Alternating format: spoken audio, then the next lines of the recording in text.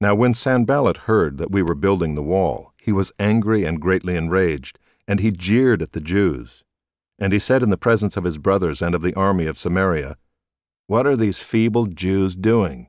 Will they restore it for themselves? Will they sacrifice? Will they finish up in a day?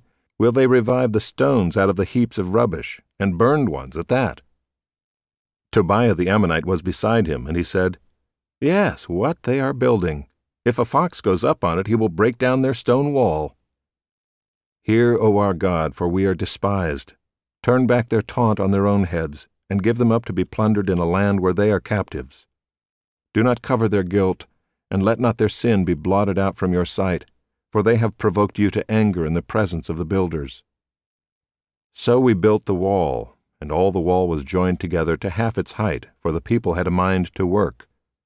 But when Sanballat and Tobiah and the Arabs and the Ammonites and the Ashdodites heard that the repairing of the walls of Jerusalem was going forward, and that the breaches were beginning to be closed, they were very angry.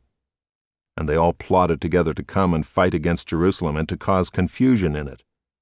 And we prayed to our God and set a guard as a protection against them day and night. In Judah it was said, "The strength of those who bear the burdens is failing. There is too much rubble. By ourselves we will not be able to rebuild the wall." And our enemies said, "They will not know or see till we come among them and kill them and stop the work."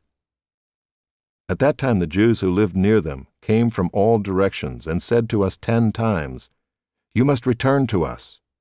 So in the lowest parts of the space behind the wall, in open places, I stationed the people by their clans with their swords, their spears, and their bows. And I looked and arose and said to the nobles and to the officials and to the rest of the people, "Do not be afraid of them. Remember the Lord, who is great and awesome, and fight for your brothers, your sons, your daughters, your wives, and your homes." When our enemies heard that it was known to us and that God had frustrated their plan, we all returned to the wall, each to his work. From that day on, half of my servants worked on construction, and half held the spears, shields, bows, and coats of mail. And the leaders stood behind the whole house of Judah, who were building on the wall. Those who carried burdens were loaded in such a way that each labored on the work with one hand, and held his weapon with the other. And each of the builders had his sword strapped at his side while he built. The man who sounded the trumpet was beside me, and I said to the nobles and to the officials and to the rest of the people, "The work is great and widely spread, and we are separated on the wall far from one another.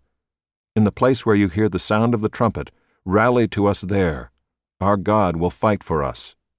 So we labored at the work, and half of them held the spears from the break of dawn until the stars came out. I also said to the people at that time, "Let every man and his servant pass the night within Jerusalem, that they may be a guard for us by night, and may labor by day." So neither I nor my brothers nor my servants nor the men of the guard who followed me, none of us took off our clothes, each kept his weapon at his right hand.